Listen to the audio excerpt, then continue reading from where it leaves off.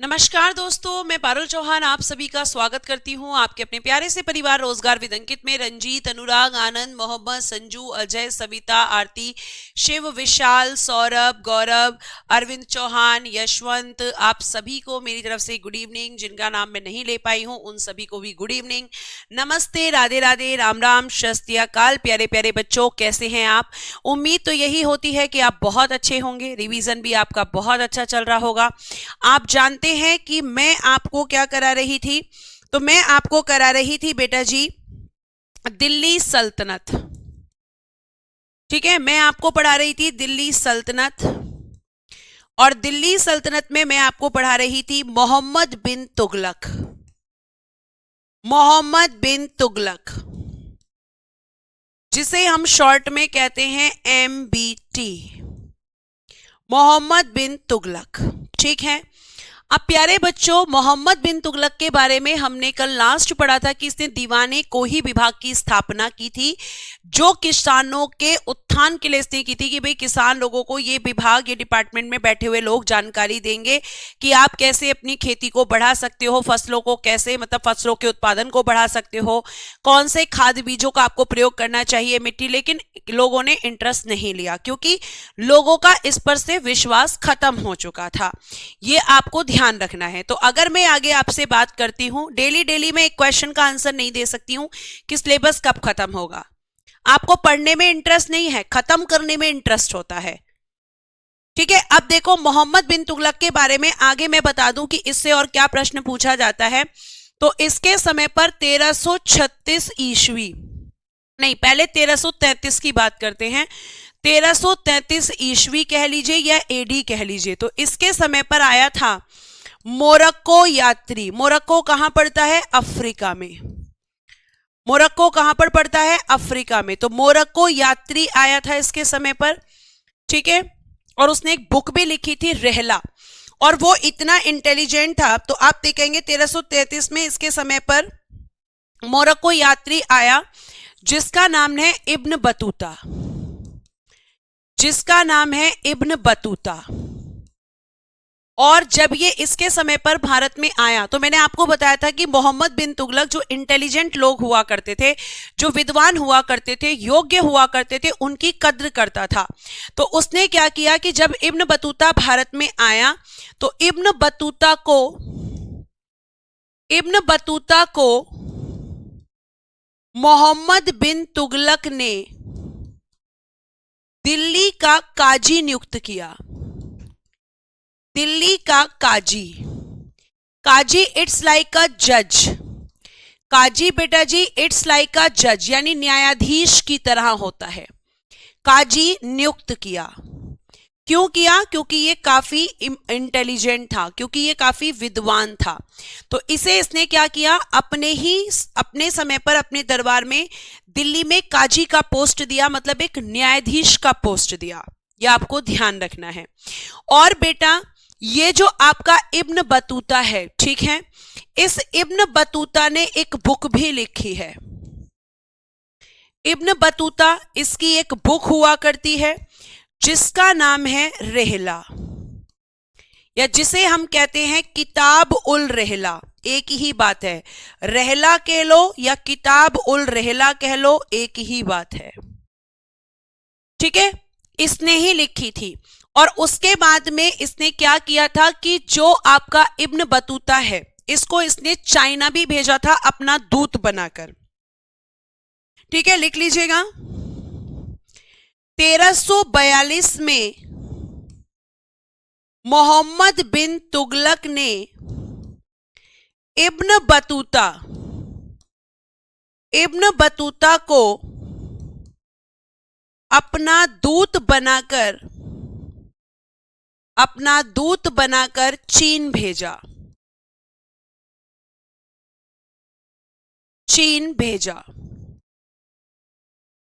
ठीक है, ये आपको ध्यान रखना है। दूत मतलब मैसेंजर।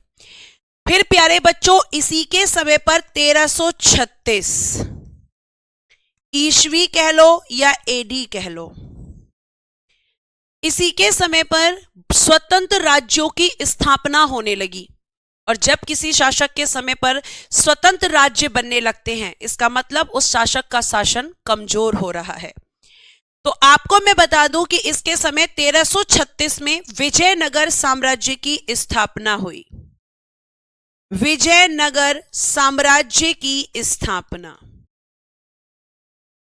विजयनगर साम्राज्य की स्थापना। और ये किस किसने की थी, इसके संस्थापक कौन थे? तो बेटा विजयनगर साम्राज्य के जो संस्थापक हैं, फाउंडर हैं, उनका नाम है हरिहर राय एवं बुक्का राय। हरिहर राय एवं बुक्का राय।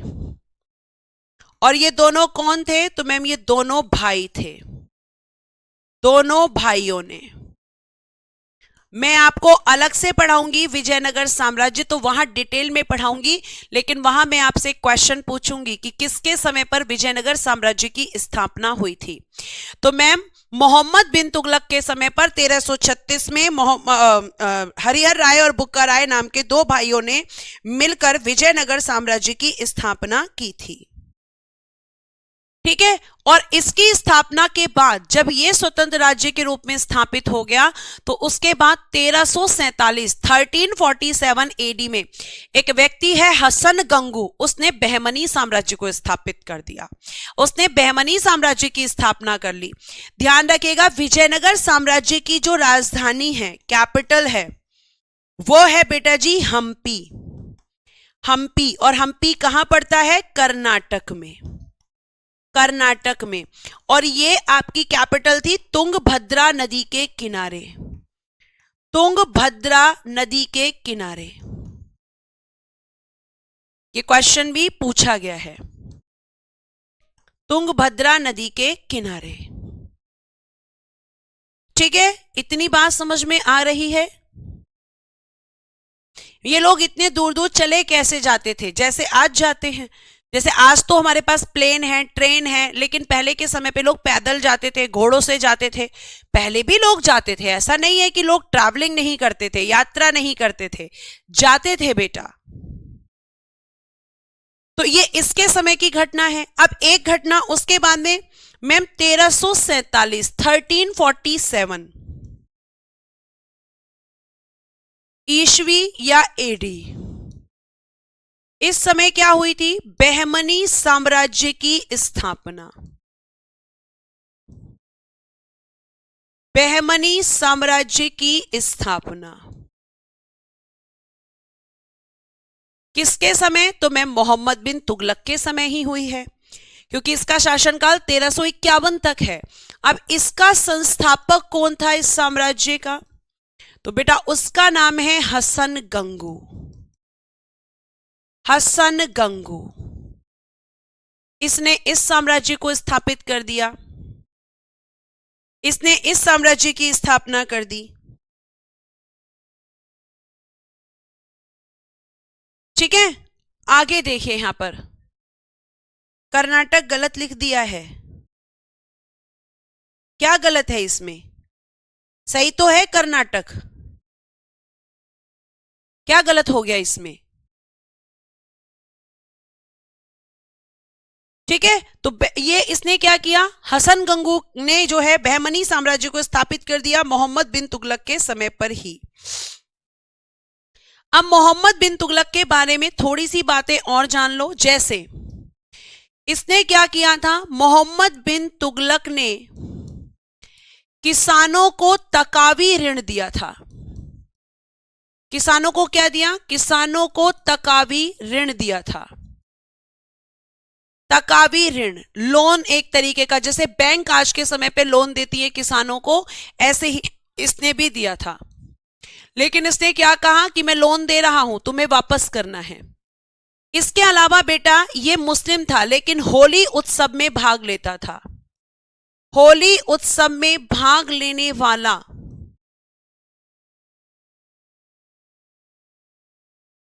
पहला सुल्तान था। ये पहला सुल्तान।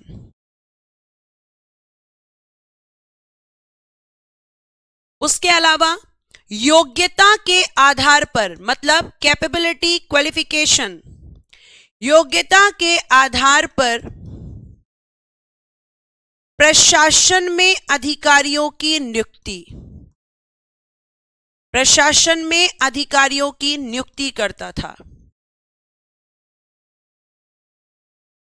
फिर इसे फर्क नहीं पड़ता था कि वो व्यक्ति उच्च जाति का है, निम्न जाति का है, या फिर वो रसोईया है, या फिर वो माली है, या फिर वो नाई है। अगर वो योग्य है तो ये उसे प्रशासन में क्या करेगा मैम, ये उसे प्रशासन में जगह देगा, उसे प्रशासन में जगह देता था। यानी कि इसने प्रशासन में किसको आधार बनाया, योग्यता को।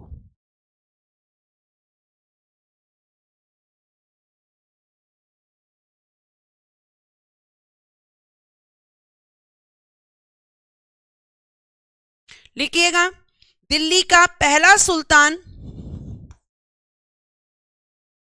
दिल्ली का पहला सुल्तान जो अजमेर शरीफ गया, जो अजमेर शरीफ गया,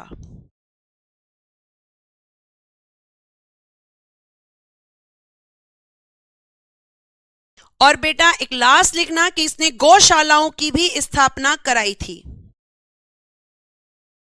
गौशालाओं की स्थापना। जैसे आज के समय पे सरकार कर रही है गौशालाओं की स्थापना, इसने भी की थी। गौशाला में कौन रहता है, गाय। क्योंकि बहुत सारे बच्चे भी ऐसे भी होंगे जो ये पूछेंगे कि गौशाला क्या होता है, तो जहां पर गायों को रखा जाता है। जैसे आज के समय पे गायों की सुरक्षा के लिए गौशालाएं स्थापित की जा रही हैं, मोहम्मद बिन तुगलक ने उस समय कर ली थी। दिल्ली का पुराना नाम प्रीतम सिंह जी मैंने बताया था ढिल्लिकापुरी,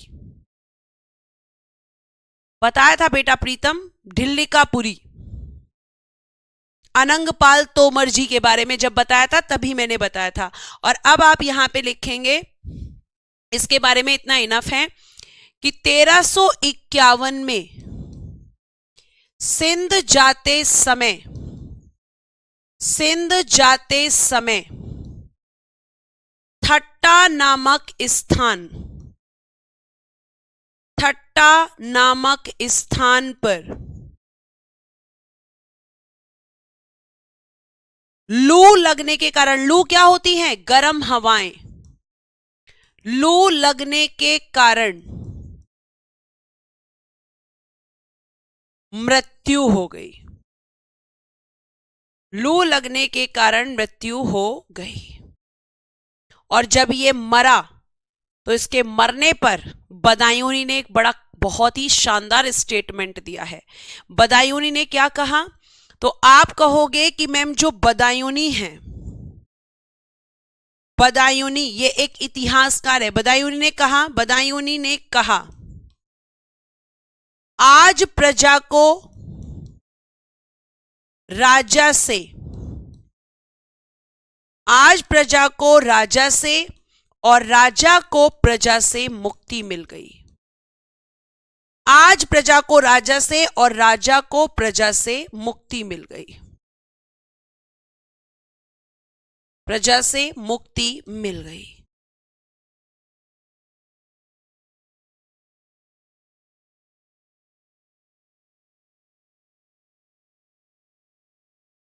क्यों कहा, क्योंकि लोग इससे परेशान थे और ये लोगों से परेशान था। थट्टा सिंध में है, प्रीति जायसवाल ध्यान से लाइन को पढ़ो। लिखा है सिंध जाते समय थट्टा नामक स्थान पर, मतलब कहां पड़ता है, सिंध में पड़ता है। आपके प्रश्न का उत्तर बेटा बोर्ड पे ही है, बस आपको जरूरत है ध्यान से पढ़ने की।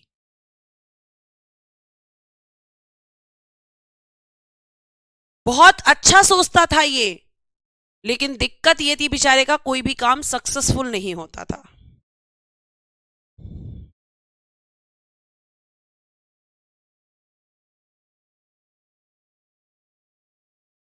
ठीक है,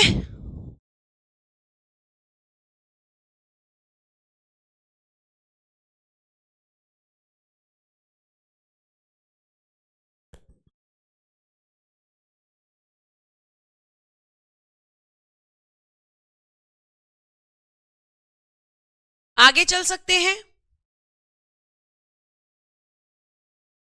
आगे चले बेटा।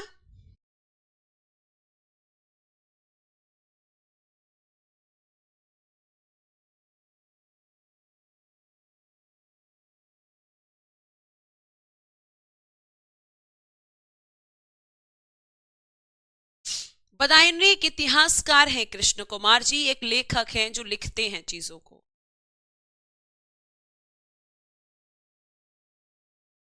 एमबीटी का कथन नहीं है, बदायूनी का कथन था, लिखा हुआ है। बदायूनी ने कहा मोहम्मद बिन तुगलक के मरने के बाद। चलो हो गया है। अब आपका नेक्स्ट रूलर आता है फिरोज शाह तुगलक।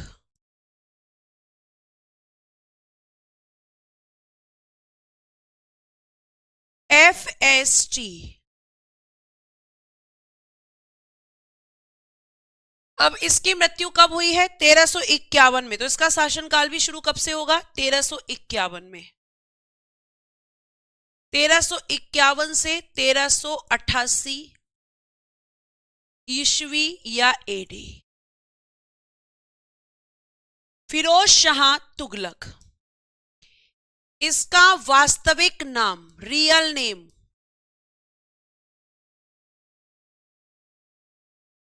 कमालुद्दीन फिरो।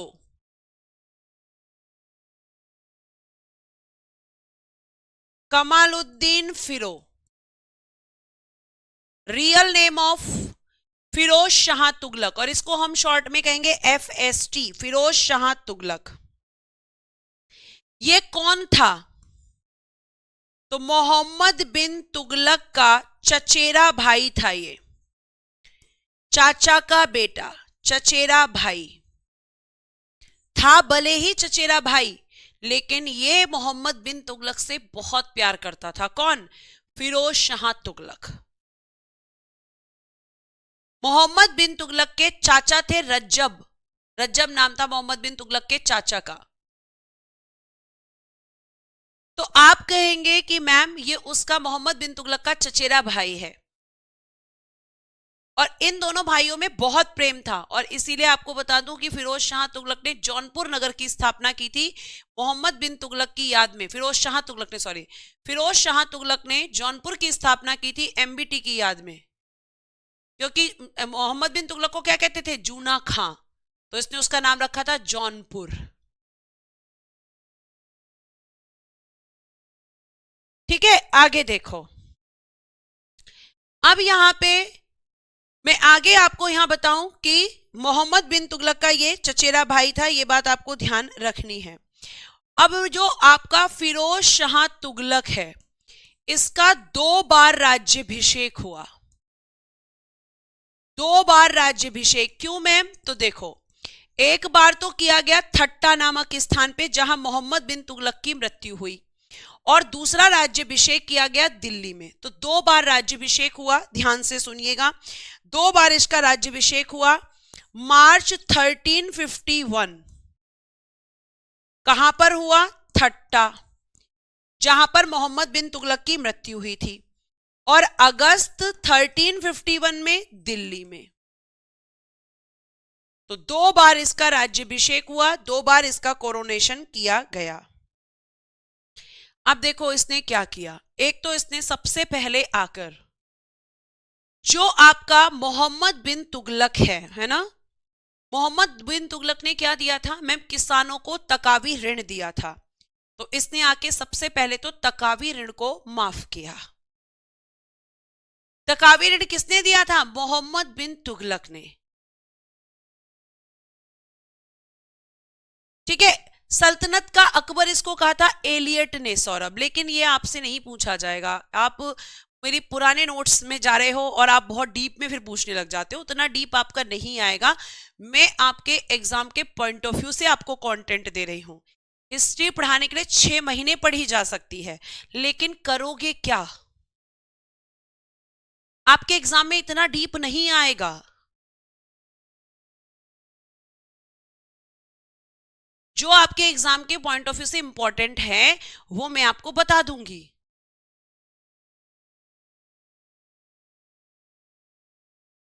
ठीक है, तो आप कहेंगे अगस्त 1351 में दिल्ली में इसका 2 बार राज्याभिषेक किया गया, एक बार दिल्ली में, एक बार थट्टा में। लिखिएगा इसने क्या किया मैम? इसने सबसे पहले तो तकावी ऋण जो मोहम्मद बिन तुगलक ने किसानों को दिया था, तकावी ऋण को माफ कर दिया। किसानों से कहा कि आपको वापस करने की कोई जरूरत नहीं है, आपको कोई जरूरत नहीं है वापस करने के लिए। ठीक, उसके बाद इसने क्या कहा, इसने प्यारे बच्चे, इसने कहा कि इतने सारे कर लगा रखे हैं, कोई जरूरत नहीं है।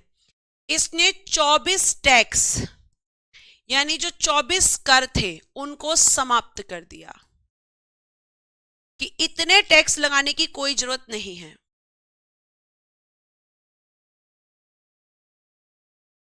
और इसने कितने टैक्स लगाए, 4 टैक्स, 4 टैक्स लगाए। अब वो 4 टैक्स कौन कौन से थे? इसने कहा कि इतने टैक्स लगाने की जरूरत नहीं है, केवल 4 टैक्स आपको मुझे देने हैं। और वो 4 टैक्स कौन कौन से हैं? एक तो इसने कहा खराज कर, जिसे आप कहते हैं भूमि कर, लैंड टैक्स। ये इसने कहा कि तुम्हें मुझे खराज कर देना है 1/6। उसके बाद बेटा लिखना ब्राह्मणों पर, ये क्वेश्चन कई एग्जाम्स में पूछा गया है, ब्राह्मणों पर जजिया लगाने वाला, जजिया लगाने वाला पहला सुल्तान। इसने कहा कि अभी तक जजिया कर ब्राह्मण नहीं दे रहे थे, अब ब्राह्मणों को भी देना पड़ेगा। तो ये क्वेश्चन पूछा जाता है, ये क्वेश्चन बेटा जी पूछा जाता है कि ब्राह्मणों पर जजिया कर लगाने वाला पहला सुल्तान कौन था? तो बेटा जी वो था आपका यहां पर फिरोज शाह तुगलक, फिरोज शाह तुगलक।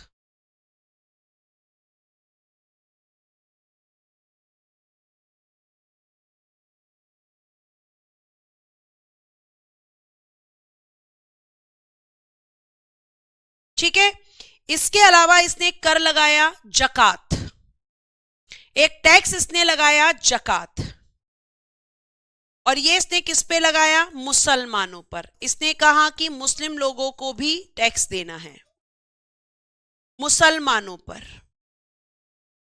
अभी तक नहीं लगा था, लेकिन ये आया और इसने कहा कि अब मुस्लिम लोगों को भी टैक्स देना पड़ेगा, उसे कहते हैं जकात कर। और ये इसने कहा कि जो उनकी टोटल इनकम होगी उसका 2.5%।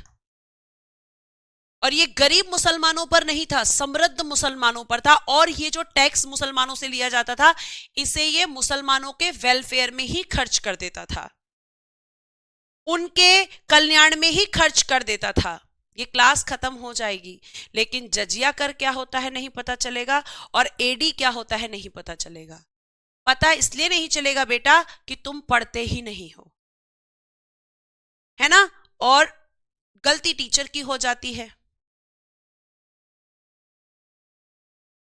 तो जकात कर इसने किस पे लगाया? मैम समृद्ध मुसलमानों पर, उनके वेलफेयर पर ही खर्च कर देता था।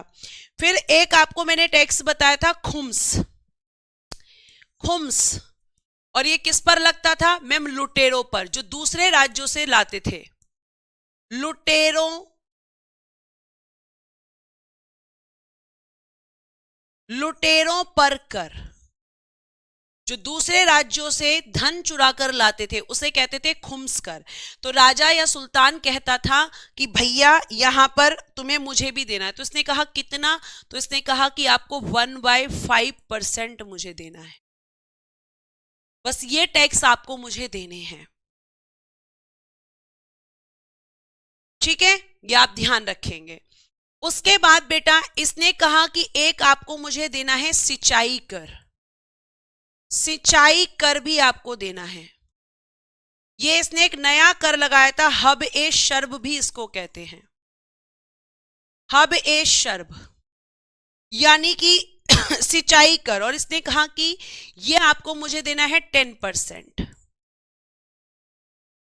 इसने कहा कि आप खेतों में सिंचाई करते हैं, पानी का यूज करते हैं, तो जो खर्चा होता है उसमें आपको मुझे सहयोग करना है, ये आपको ध्यान रखना है। किसने कहा? फिरोज शाह तुगलक ने। तो सिंचाई कर ये एक नया कर था जो इसके द्वारा लगाया गया था। 4 तो कॉमन टैक्स थे जो इसने लगाया, लेकिन ये एक नया कर था जो इसने लगाया था। इसने और क्या किया था? तो मैम इसने 5 बड़ी नहरों, 5 बड़ी नहरों, 50 बांधों यानी डैम्स, 50 बांधों, 30 झीलों लेक्स और बेटा जी 150 कुएं, 150 कुएं खुदवाए और इन सब का निर्माण करवाए। किसके लिए? सिंचाई के लिए, क्योंकि पहले यही सब चीजें सिंचाई के लिए प्रयोग की जाती थी।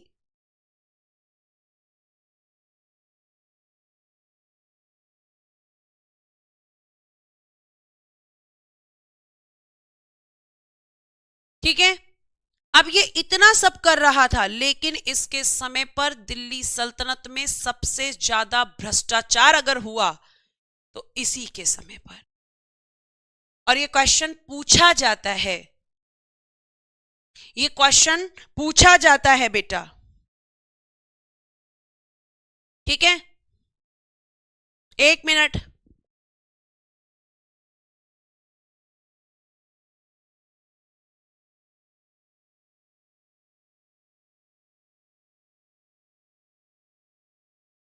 ठीक है, उसके बाद प्यारे बच्चे लिखिएगा, सॉरी, उसके बाद लिखिएगा यहां पर कि इसके शासनकाल को, इसके शासनकाल को दिल्ली सल्तनत का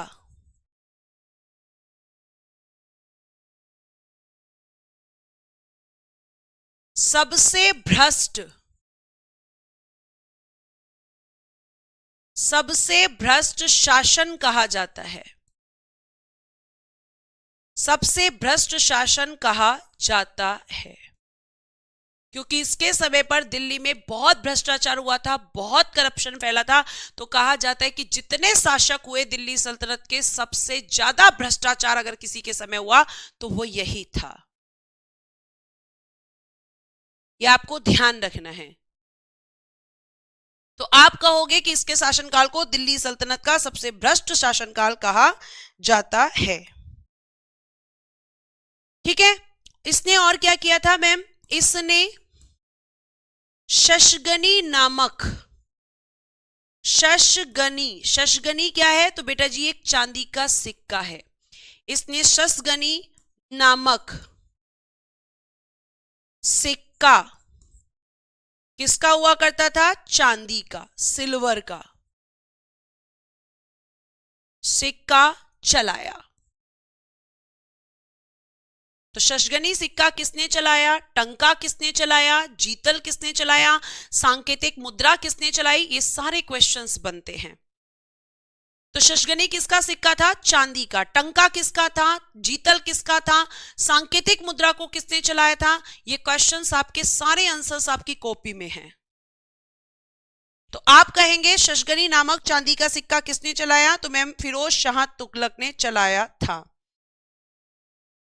ठीक है, अब देखो इसने क्या किया। अभी आपको मैंने बताया कि जब अलाउद्दीन खिलजी आया तो उसने इक्ता प्रणाली को खत्म कर दिया और उसकी जगह पर नकद वेतन शुरू कर दिया। लेकिन इसने क्या किया? इसने इक्ता प्रणाली को दोबारा से शुरू किया और केवल शुरू नहीं किया, उसे वंशानुगत कर दिया, उसे हेरिडेटरी कर दिया। इसका क्या मतलब होता है मैम?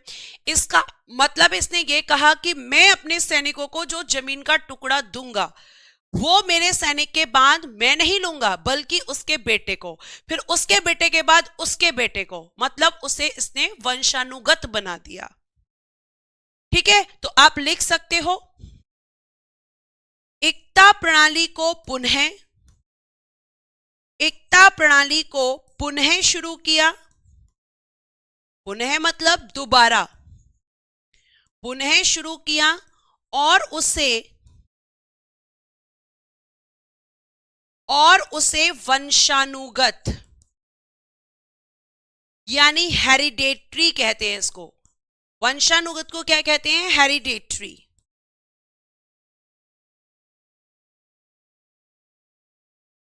बना दिया।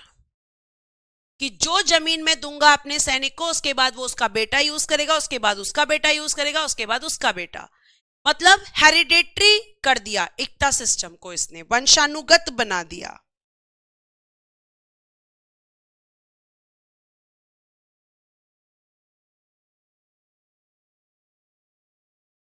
ठीक है। उसके बाद इसने कहा कि भाई अलाउद्दीन खिलजी का मानना था कि स्थायी सेना रखो। इसने कहा कोई जरूरत नहीं है, क्योंकि इसको सेना की इतनी नहीं पड़ी थी, इसको शौक था दास रखने का, गुलाम रखने का, और इसीलिए इसने क्या कहा कि जब युद्ध वुद्ध होगा तब हम सेना को हायर कर लेंगे, स्थायी सेना रखने की कोई जरूरत नहीं है, स्थायी सेना रखने का कोई मतलब नहीं है। तो इसने क्या कर दिया, स्थायी सेना रखना बंद कर दिया। स्थायी सेना रखना बंद। इसे किस चीज का शौक था, गुलामों का। गुलाम क्या होते हैं मैम, दास। सचिन जाकर पीछे के कंटेंट को पढ़िए, तब समझ आएगा एकता क्या है। मैं बिल्कुल नहीं बताऊंगी। जो बच्चे रेगुलर क्लासेस नहीं करते हैं उनके लिए क्लास में कोई आंसर नहीं है, क्योंकि उसमें उनकी गलती है। एकता सिस्टम अभी नहीं बताया बेटा मैंने, गुलाम वंश में इल्तुतमिश के समय बताया था, और आप आज पूछ रहे हैं कि एकता सिस्टम क्या है। बस ऑनलाइन में यही दिक्कत है कि बच्चों को कूटा नहीं जा सकता, और अगर सच में तुम्हारी कुटाई हो सकती ना, तो फिर तुम ये इस तरह के जो क्वेश्चंस पूछते हो क्लास में आके, तुम पूछते ही नहीं, क्योंकि फिर तुम्हें डंडा पड़ता। और तुम इस चीज का फायदा उठाते हो पूरा पूरा कि ऑनलाइन में ये ऑप्शन नहीं है।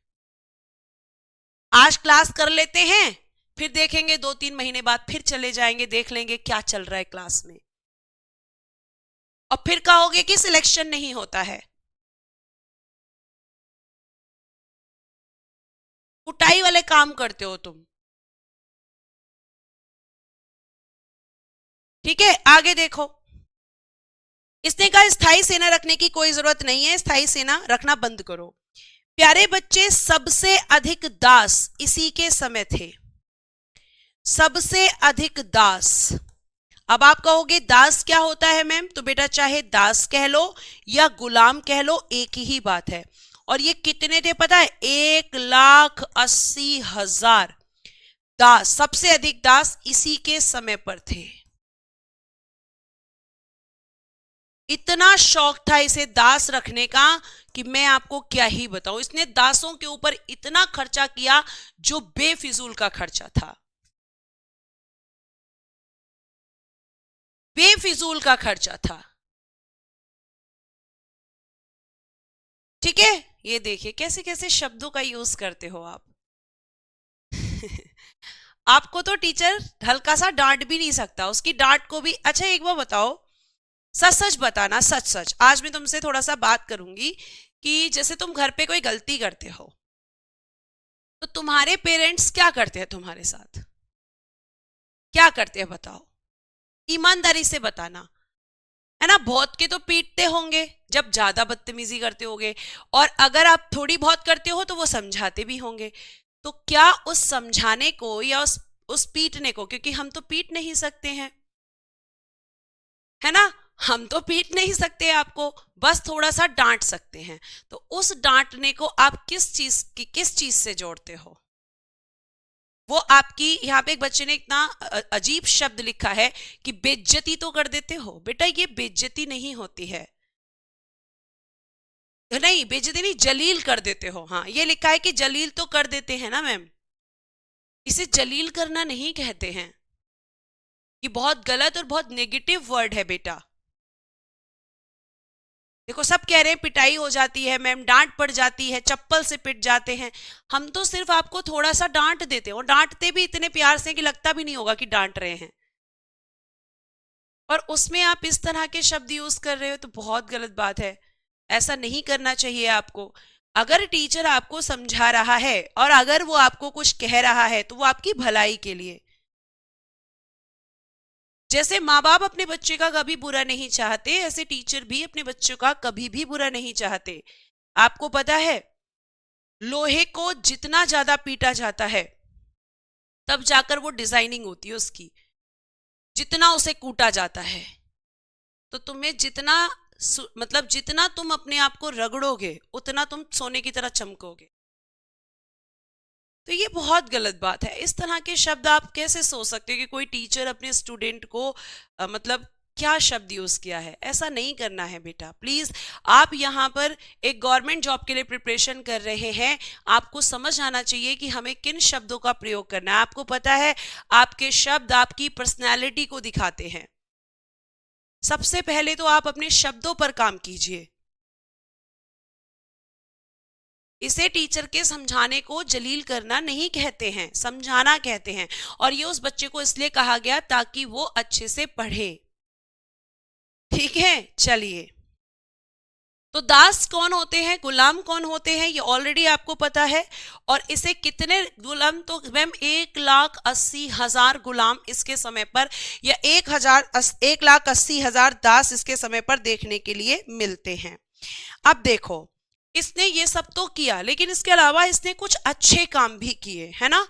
उनके बारे में भी हम बात कर लेते हैं कि इसने अच्छे काम क्या क्या किए हैं। देखो, अगर मैं आपसे आगे बात करती हूं तो जरा ध्यान से सुनना। बेटा जी, इसने क्या किया? इसने रोजगार दफ्तर खुलवाए। रोजगार दफ्तर खुलवाए। रोजगार दफ्तर क्या होते हैं? Employment office. रोजगार दफ्तर खुलवाए। क्यों खुलवाए? ताकि जो बेरोजगार लोग हैं उनको रोजगार दिया जा सके। तो एम्प्लॉयमेंट ऑफिस इसने ओपन करवाए ताकि हम ये कह सकते हैं कि मैम जो लोग बेरोजगार थे उनको रोजगार दिया जा सके। ठीक है। उसके बाद प्यारे बच्चे, इसने बनवाया दीवान ए बंदगान। दीवान ए बंदगान क्यों बनवाया? तो जो इतने दास इसने रखे हुए थे, अब उन दासों को कंट्रोल भी तो करना था, तो दासों पर नियंत्रण के लिए, दासों पर नियंत्रण के लिए इसने कौन सा डिपार्टमेंट बनवाया? तो आप कहोगे मैम दीवान ए बंदगान। और इतना शौकीन है दासों का कि इतनी बड़ी संख्या में रखे हैं, लेकिन उसके बाद भी कह रहा है मुझे और दासों की जरूरत होगी, तो उनकी अपॉइंटमेंट के लिए भी करो। ठीक है। अब देखो यहां पे आगे हम बात करते हैं दीवान ए बंदगान, उसके बाद में प्यारे बच्चे अर्ज ए बंदगान। अर्ज ए बंदगान, और ये किसके लिए है? दासों की भर्ती के लिए ये विभाग था। ठीक है। अर्ज ए बंदगान दासों की भर्ती के लिए, दासों पे बहुत काम किया है इसने, दासों की भर्ती के लिए कि मुझे और भी दासों की जरूरत होगी, तो उनकी रिक्वायरमेंट होगी, तो उसके लिए ऑफिस बनाओ। तो ऑफिस बन गया अर्ज ए बंदगान। ठीक है। आगे देखिए यहां क्या लिखा है। आगे लिखा है मैम दीवान ए खैरात। एक किसने बनवाया? दीवान ए खैरात। और ये किसके लिए बनाया? तो ये एक चैरिटी डिपार्टमेंट था। दीवान ए खैरात, क्या कह सकते हैं इसको? चैरिटी डिपार्टमेंट, यानी कि दान के लिए, दान के लिए। किसको दान देता था मैम? किसको चैरिटी देता था? ये फॉर चैरिटी, दान के लिए बनाया गया था ये। तो मैम ये मुस्लिम लड़की जो होती थी, और मुस्लिम लड़की और विधवा, मुस्लिम लड़की और विधवाओं को दान देता था, और विधवाओं को दान देने के लिए। तो ये इसका अच्छा काम भी है ना, कि भाई इसने इनके लिए सोचा है, ये भी इसने किया है। और ये प्यारे बच्चे बहुत बहुत बहुत पूछे जाते हैं क्वेश्चन। बेटा मैंने आपको बताया था प्रद्युमन कुमार की दास या गुलामों की भर्ती उनके योग्यता के आधार पे होती थी। कोई भी ऐसे किसी को दास नहीं बनाता था जब तक कि उसमें वो योग्यता ना हो, चाहे आप दास कहो चाहे आप गुलाम कहो, एक ही बात है। ठीक है नेहा, ठीक है, ओके, ठीक है। तो दीवान ए खैरात किसके लिए बना था मैम? चैरिटी देने के लिए। किसको देता था? मुस्लिम लड़की और विधवाओं के लिए। ठीक है। एक इसने बनवाया था दारुल उल शफा। दारुल उल शफा। अब मैम ये क्या था? दारुल से कहीं दारू का तो कोई ठेका वेका नहीं था, नहीं। दारुल उल शफा प्यारे बच्चे एक हॉस्पिटल था, अस्पताल है ये, अस्पताल, हॉस्पिटल, दारुल उल शफा। जैसे आज के समय पे गवर्नमेंट ने आपके ट्रीटमेंट के लिए गवर्नमेंट हॉस्पिटल्स ओपन करवाए हैं, ऐसे ही इसने बनवाया था दारुल उल शफा, जिसे कहते हैं हॉस्पिटल, जिसे कहते हैं अस्पताल। It's like a government hospital, ठीक है। फिर इसने कहा वृद्धों के बारे में भी सोचो, तो दीवान ए इस्तिहाक, दीवान ए इस्तिहाक इसने बनवाया, और ये किसके लिए था? वृद्धा पेंशन, ठीक है, वृद्धों को पेंशन देने के लिए, जैसे आज के समय पे आपकी गवर्नमेंट ने चला रखी है वृद्धों को पेंशन,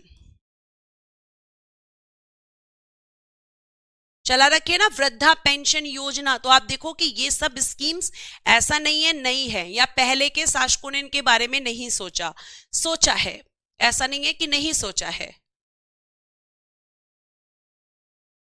ठीक है। एक किसने बनाया था? दीवान ए रिसालत,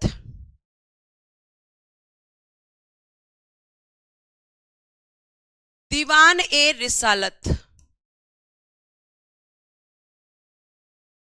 और ये बनाया था कि पब्लिक की जो कंप्लेंट होती हैं, है ना, लोक शिकायत के लिए, लोक शिकायत के लिए, for public complaints, for public complaints,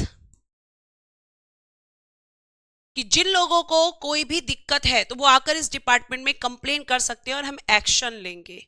यहां से प्रश्न ऐसे आते हैं गगन जी, आपसे पूछ लिया जाएगा दारुल उल शफा किसने बनाया था, या आपसे पूछ लिया जाएगा दारुल उल शफा क्या था, दीवान ए बंदगान किस शासक ने बनवाया, दीवान ए बंदगान क्यों बनाया गया था। हाँ जी, दिल्ली सल्तनत और मुगल वंश बड़े चैप्टर हैं। हाँ कविता वही है, वही है कविता, आपके क्वेश्चन का आंसर है हाँ, ठीक है। आगे देखिए, तो ये दीवाने रिसालत किसके लिए था? लोक शिकायत के लिए। एक बनवाया था इसने दीवान ए मुस्तखराज, मुस्तखराज लगान वसूलने के लिए,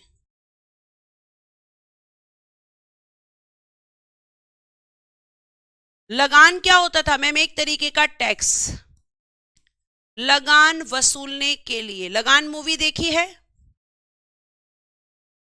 वो भी तो एक टैक्स ही था, जो आमिर खान और उनके गांव में रहने वाले लोगों पर लगाया गया था।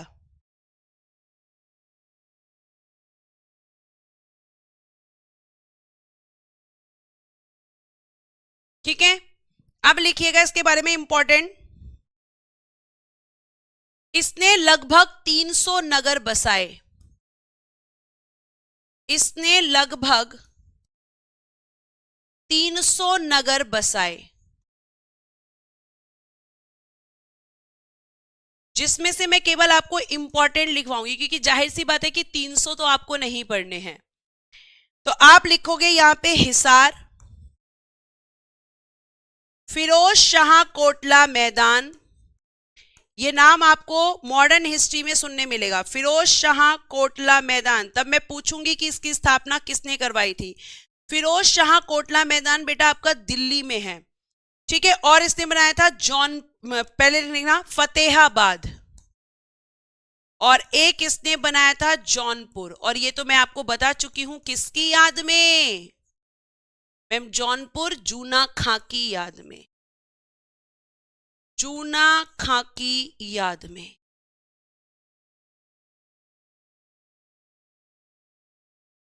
जौनपुर बनाया था मैम इसने जूना खां की याद में।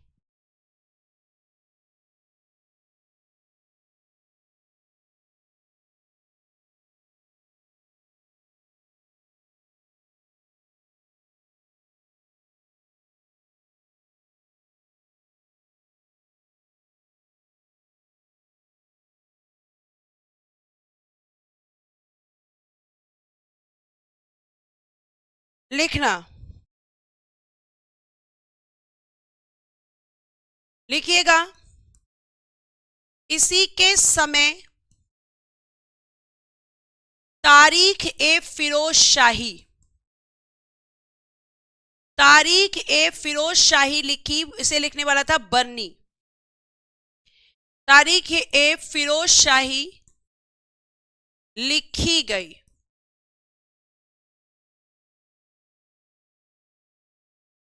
लिखी बर्नी ने। बर्नी कौन है? एक इतिहासकार। और किस भाषा में है ये? फारसी भाषा। और बेटा इसने अपने बारे में खुद भी लिखा। लिखना, एफएसटी ने अपनी आत्मकथा, अपनी आत्मकथा मतलब ऑटोबायोग्राफी, अपनी आत्मकथा फुतुहात ए फिरोज शाही लिखी। आत्मकथा का मतलब होता है जो खुद के द्वारा लिखी जाती है। फुतुहात ए फिरोज शाही लिखी किसने? तो आप कहोगे मैम खुद फिरोज शाह तुगलक ने।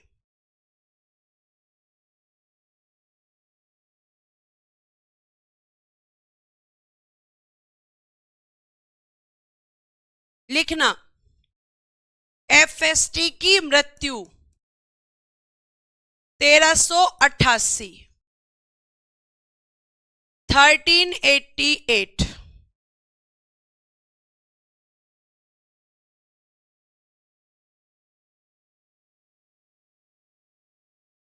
आज इतना ही रखेंगे। जो बच्चे कह रहे हैं रिवीजन स्लाइड, इसकी रिवीजन मैं आपको एक साथ कराऊंगी, पहले खत्म होने दीजिए इसे,